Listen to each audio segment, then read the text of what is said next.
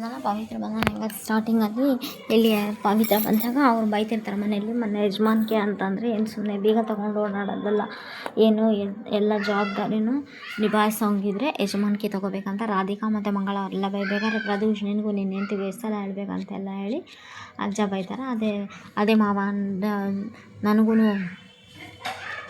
ಮಂಗಳ ಅವರು ಹೇಳಿದ್ರಲ್ಲಿ ತಪ್ಪಂತ ಅನ್ನಿಸ್ತಾ ಇಲ್ಲ ಅಂತೆಲ್ಲ ಹೇಳಿದಾಗ, ಆಯಿತು ಮತ್ತೆ ತಪ್ಪಾಯಿತು ಕ್ಷಮಿಸಿ ಅಂತ. ಮನೇಲಿ ತುಂಬ ಇಷ್ಟು ಜನ ಹಿರಿಯರಿದ್ದಾರೆ, ಒಬ್ರಿಗಾದರೂ ಹೇಳಿ ಹೋಗ್ಬೇಕು ಅನ್ನೋ ಕಾಮನ್ ಸೆನ್ಸ್ ಇಲ್ವಾ ನಿಮಗೆ ಅಂತೆಲ್ಲ ಹೇಳಿ ಅವರು ರಾಧಿಕಾ ಮೇಡಮ್ ಅವ್ರು ಬೈದಿದ್ದಾರೆ. ಸಾರಿ ಅಂತೆಲ್ಲ ಹೇಳಿದ್ರು. ನೋಡಮ್ಮ ರಾಧಿಕಾ ಈಗ ಕ್ಷಮೆ ಕೇಳಿಲ್ಲಲ್ಲ, ಬಿಟ್ಬಿಡು ಅಲ್ಲಿಗೆ ಅಂತೆಲ್ಲ ತಾತ ಹೇಳ್ದ. ಸರಿ ಮಾವ ಅಂತೆಲ್ಲ ಹೇಳಿ ಈ ಕಡೆ ಮಂಗಳ ಅವರ ಹಸ್ಬೆಂಡು ಮತ್ತು ಮಂಗಳ ಅವರು ಮಗ ಎಲ್ಲರೂ ಮಾತಾಡ್ತಾ ಇರ್ತಾರೆ. ದೇವು ಪವಿತ್ರಾಗೆ ಅಷ್ಟೊಂದು ಪ್ರಯಾರಿಟಿ, ಆ ದೇವ್ ಹೆಂಡತಿ ಆಗಿರೋದಕ್ಕೆ ಪವಿತ್ರಾಗೆ ಅಷ್ಟೊಂದು ಪ್ರಯಾರಿಟಿ ಐತೆ ನೋಡು ಮನೆಯಲ್ಲಿ ಅಂತೆಲ್ಲ ಹೇಳಿ ಅವರು ಬೈತಾ ಇರ್ತಾರೆ.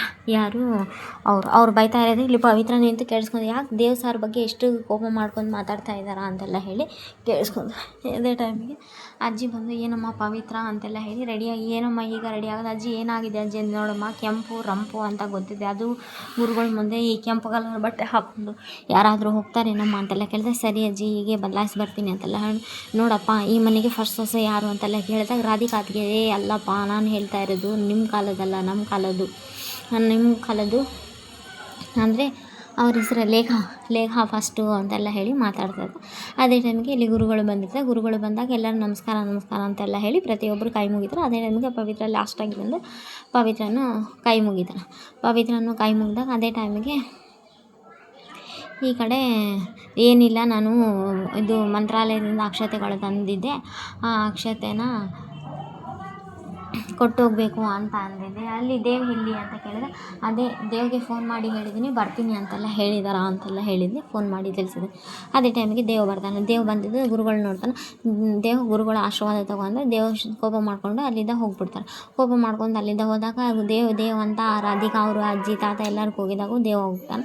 ಆಮೇಲೆ ಇವರು ಗುರುಗಳಂತ ಏನಿದ್ದಾರಲ್ಲ ಅವರು, ಒಂದು ನಿಮಿಷಮ್ಮ ನಾನೇ ಸ್ವಲ್ಪ ಮಾತಾಡೋದಿದೆ, ದೇವ್ ಹತ್ರ ಮಾತಾಡ್ತೀನಿ ಅಂತೆಲ್ಲ ಹೇಳಿ ಇವರೇ ಸ್ವಾಮೀಜಿಗಳು ದೇವ್ ಇರೋ ರೂಮ್ಗೆ ಹೋಗಿ ದೇವ್ ಅಳ್ತಾ ಇರ್ತಾನೆ. ಅವ್ರ ತಮ್ಮನಿಗೋಸ್ಕರ ಎಷ್ಟೆಲ್ಲ ವ್ರತ ಮಾಡಿದ್ದೆ ಅದು, ಮತ್ತು ಆದರೂ ನನ್ನ ತಮ್ಮಂಗೆ ಹಿಂಗಾಯ್ತಲ್ಲ ಅಂತೆಲ್ಲ ಹೇಳಿ ಅವ್ರ ತಮ್ಮನ ಫೋಟೋ ನೋಡಿ ಅವನ ವ್ರತಗಳೆಲ್ಲ ಮಾಡಿದ್ದು ಫ್ಲ್ಯಾಶ್ ಬ್ಯಾಕ್ ಎಲ್ಲ ನೆನೆಸ್ಕೊತಾ ಇರ್ತಾನೆ.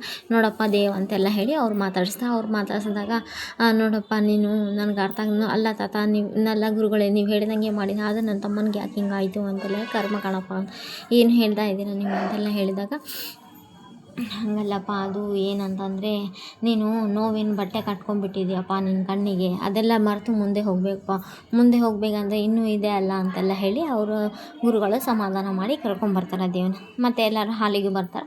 ಎಲ್ಲರೂ ಹಾಲಿಗೆ ಬಂದಾಗ ಪವಿತ್ರ ಅಲ್ಲೇ ನೋಡ್ತಾ ರಾಧಿಕಾ ಅವರು ಸುಮ್ಮನೆ ಇರಲಾರ್ದ, ಪವಿತ್ರ ಅಲ್ಲೇ ನಿಂತಿದೆಯಲ್ಲ ಬಾಮ್ಮ ಗುರುಗಳದ್ದು ಪಾದಕ್ಕೆ ಪೂಜೆ ಮಾಡು ಅಂತೆಲ್ಲ ಹೇಳಿದಾಗ ಪವಿತ್ರ ಮುಂದೆ ಬಂತು. ಗುರುಗಳದ್ದು ಪಾದಕ್ಕೆ ಪೂಜೆ ಮಾಡೋಕ್ಕಂತ ಮುಂದೆ ಬರ್ತಾರೆ. ಗುರುಗಳದ್ದು ಪಾದ ಪೂಜೆ ಮಾಡೋಣಂತ ಮುಂದೆ ಬಂದಾಗ ಗುರುಗಳು ದೀರ್ಘ ಸುಮಂಗಲಿ ಭವ ಅಂತೆಲ್ಲ ಹೇಳಿ ಆಶೀರ್ವಾದ ಮಾಡ್ತಾರೆ.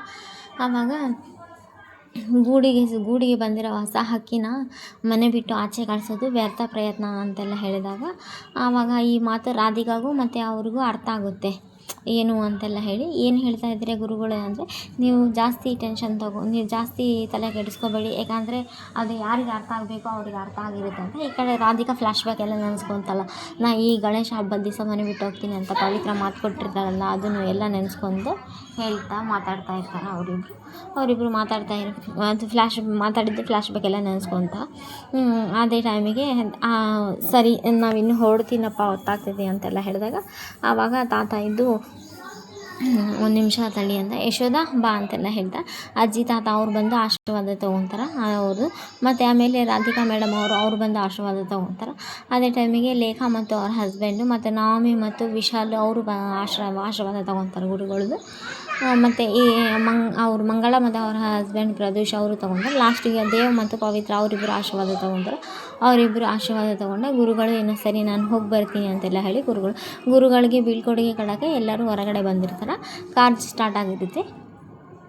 ಪವಿತ್ರನ ಕರೆದು ಗುರುಗಳು ನೋಡು ಹಕ್ಕಿ ಗೂಡು ಬಿಟ್ಟು ಹೋಗೋದು ಅಂತ ನೀವು ಹೇಳಿದ್ರಲ್ಲ, ಅದು ನಿಮ್ಗೆ ಹೆಂಗೆ ಗೊತ್ತದು ನೋಡಮ್ಮ, ನಿನ್ನ ಮನಸ್ಸಲ್ಲಿ ಏನಿದೆ ಅನ್ನೋದು ಎಲ್ಲ ನನಗೆ ಅರ್ಥ ಆಗುತ್ತೆ ಕಣಮ್ಮ ಅಂತೆಲ್ಲ ಹೇಳಿ, ಮಗು ನೀನು ಬಂದಿರೋ ಕೆಲಸ ಏನು, ಮಗು ನೀನು ರಕ್ಷಣೆ ಮಾಡುವಷ್ಟು ತಾಯಿ ಗುಣ, ತಾಯಿ ಮಮತೆ ಇರೋಳು ಮಗು ನೀನು ಬಿಟ್ಟು ಹೋಗ್ಬಿಟ್ರೆ ನಿನ್ನ ಜವಾಬ್ದಾರಿ, ನಿನ್ನ ಕೆಲಸ ಎಲ್ಲ ಯಾರು ಮಾಡಬೇಕು ಅಂತೆಲ್ಲ ಹೇಳ್ತಾರೆ. ಈ ಕಡೆ ದೇವ್ ಬಂದು ಟೆರೆಸ್ ಮೇಲೆ ಅವ್ರ ತಮ್ಮನ ಜೊತೆ ಎಲ್ಲ ಆಟ ಆಡಿದ್ದು ಫ್ಲ್ಯಾಶ್ ಬ್ಯಾಕ್ ಎಲ್ಲ ನೆನೆಸ್ಕೊತ ಅಳ್ತಾ ಇರೋದು.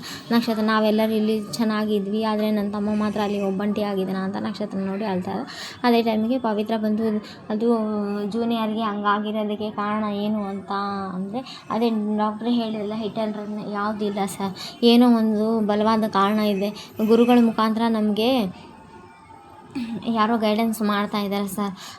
ಅದೆಲ್ಲ ಅಂದರೆ ಪವಿತ್ರ ಕೈ ಗಟ್ಟಿ ಹಿಡ್ಕೊತಾ ದೇವ್ ಕೈ ಪವಿತ್ರ ಹಿಡ್ಕೊಂಡ್ಕೊಳ್ಳಿ ದೇವ್ ಸಾರಿದ್ದು ಪವಿತ್ರ ನೀನು ಈಗ ಹಿಡ್ಕೊತಿರಾಗ ಯಾವತ್ತೂ ಬಿಡಬೇಡ ನಂದು ಅಂತೆಲ್ಲ ಹೇಳಿ ಸಾರ್ ಕೈ ಹಿಡ್ಕೊತಾರೆ. ನಾಳೆ ಎಪಿಸೋಡ್ ಇದು. Please like, share, comment, subscribe. Thanks for watching my channel.